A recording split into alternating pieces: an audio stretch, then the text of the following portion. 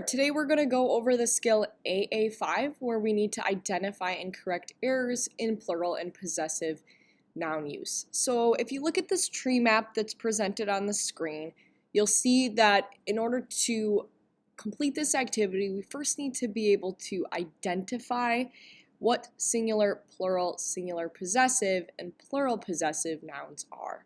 So looking at this tree map, there are different forms of the word referee. The singular form of the noun referee does not have any S's, does not have any apostrophes, while if we're looking at plural form, we have that S, no apostrophes at all.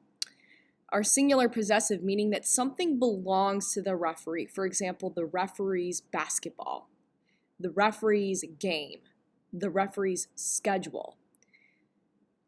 Lastly, we're looking at plural possessive. This is where it can get tricky because we're talking about a plural version of referees. So we're talking about multiple referees and something that belongs to those multiple referees. The referees' March Madness games, you would need to include an apostrophe.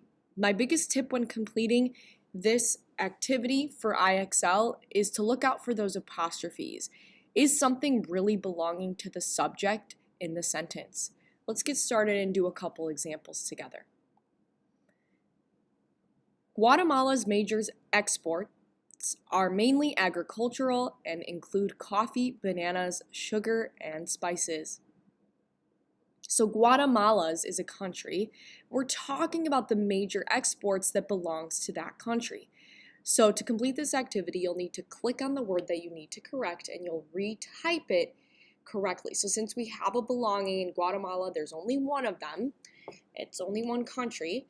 We are going to rewrite it and be careful about getting that spelling exactly correct or else they won't like that and you will not get through to the next round. So it's a singular possessive, meaning our apostrophe comes before the S. Right? Got that one. Next one, farmers often put yokes on their oxen to increase the oxen's ability to pull heavy loads. So you'll see that there are two things we need to correct here. There's nothing that really belongs to the subject, which is the farmer here. Therefore, they're trying to talk about it in plural. There are multiple farmers because they're talking about what they do often. Therefore, we are going to actually get rid of the apostrophe and simply put that noun in plural form.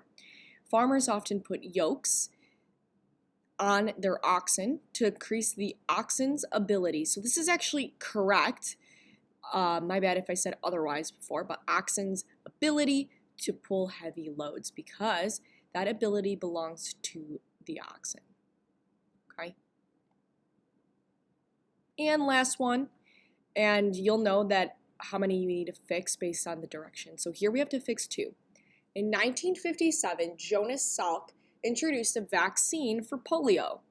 Salk's revolutionary contribution to medicine has allowed countless people to live longer, healthier lives. So Salk's revolutionary, there's only one guy, Jonas Salk, there's not multiple Salks, so we're going to talk about just his discovery.